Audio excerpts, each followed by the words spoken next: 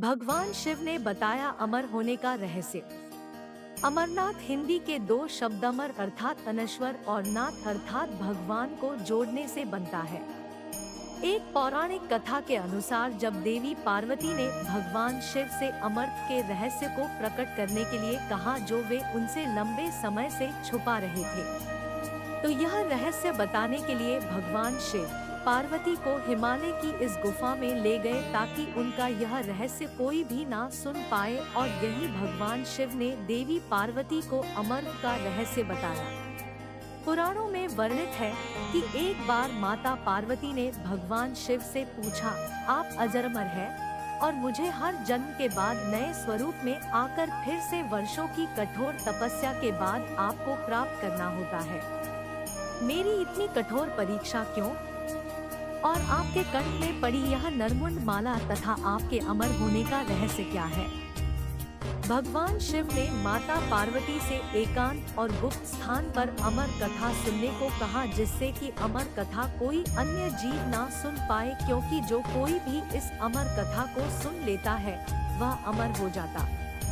पुराणों के मुताबिक शिव ने पार्वती को इसी परम पावन अमरनाथ की गुफा में अपनी साधना की अमर कथा सुनाई थी, जिसे हम अमर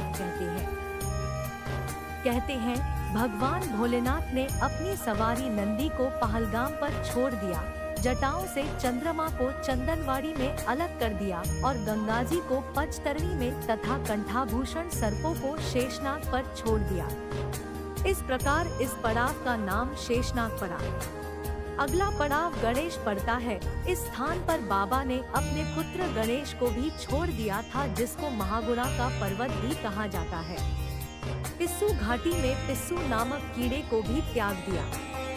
इसे जरूर पढ़ें। क्या है केदारनाथ मंदिर का राज जो पूरी दुनिया करती है कपाट खुलने का इंतजार। इस प्रकार महादेव ने जीवनदायिनी पांचों तत्वों को भी अपने से अलग कर दिया। इसके बाद मां पार्वती साथ उन्होंने गुप्त गुफा में प्रवेश कर किया और अमर कथा मां पार्वती को सुनाना शुरू किया। कबूतरों ने सुनी अमर होने की कथा। कबूतरों ने सुनी अमर होने की कथा। कथा सुनते सुनते देवी पार्वती को नींद आ गई और वह सो गई, जिसका शिवजी को पता नहीं चला।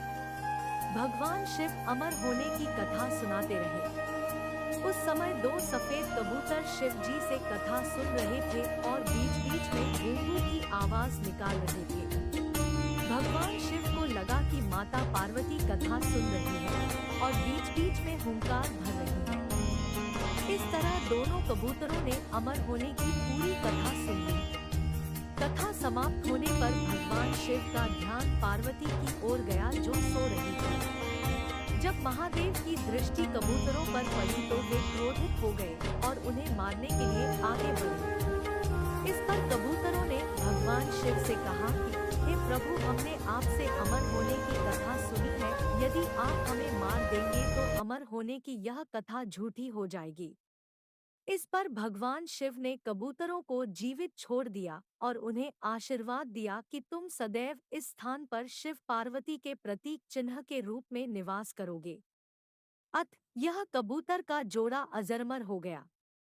ऐसा कहते हैं आज भी इन दोनों कबूतरों का दर्शन भक्तों को यहाँ प्राप्त होते हैं और इस तरह से यह गुफा अमर कथा की साक्षी हो गई और इसका नाम अमरनाथ गुफा के नाम से प्रसिद्ध हो गया।